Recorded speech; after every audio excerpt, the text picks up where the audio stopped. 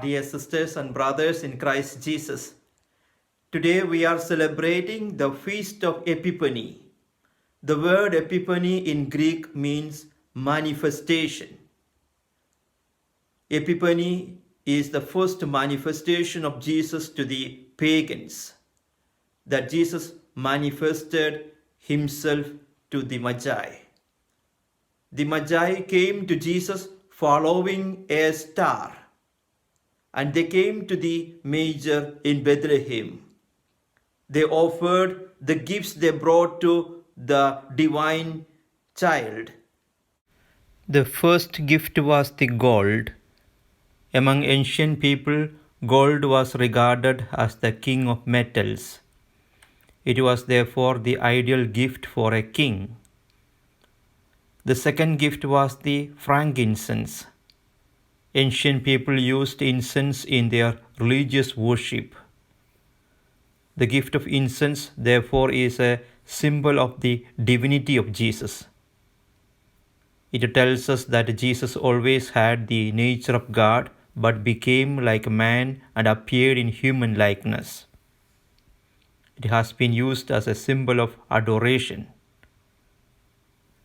The third gift was myrrh. Among ancient people, myrrh was used to prepare the dead for burial. The gift of myrrh, therefore, is a symbolic of the humanity of Jesus. It speaks to us of Jesus' human vulnerability. Like the magi, let us give our love, fidelity, perseverance, and sincerity to Jesus. Let us offer him our prayer and our human weaknesses too. Today's Gospel teaches us how Christ enriches those who bring him their hearts. Since the Magi came with joy in their hearts to visit the Christ child, God allowed them to see wondrous things. The Epiphany can be looked on as a symbol for our pilgrimage through life to Christ. This feast invites us to see ourselves as images of the Magi, a people on a journey to Christ.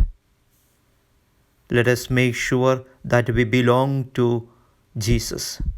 Let us worship Jesus at Mass every day if we can, with the gold of our love, the myrrh of our humility, and the frankincense of our adoration.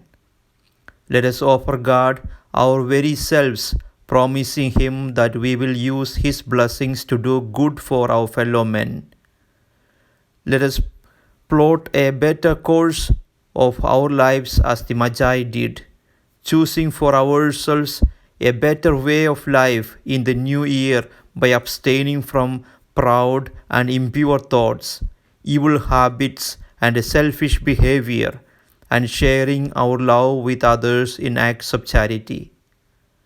Let us become stars leading others to Jesus as the star led the Magi to him. We can remove or lessen the darkness of the evil around us by being, if not like stars, at least like candles, radiating Jesus' love by selfless service, unconditional forgiveness, and compassionate care. Like the Magi, let us offer Jesus his gift to us on this feast of Epiphany. The first gift might be friendship with God. After all, the whole point of Christmas is that God's Son became one of us to redeem us and call us friends.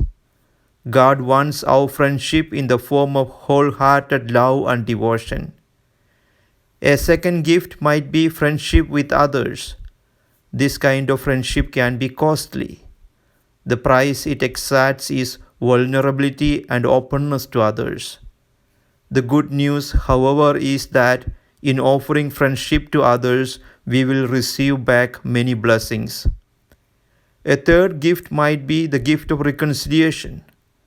The gift repairs damaged relationships.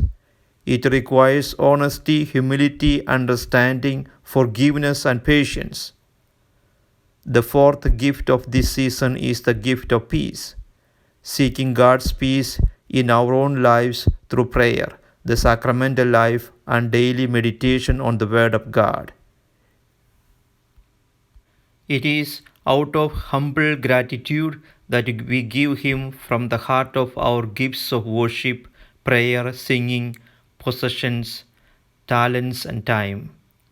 As we give our insignificant little gifts to God, the good news is that God accepts them.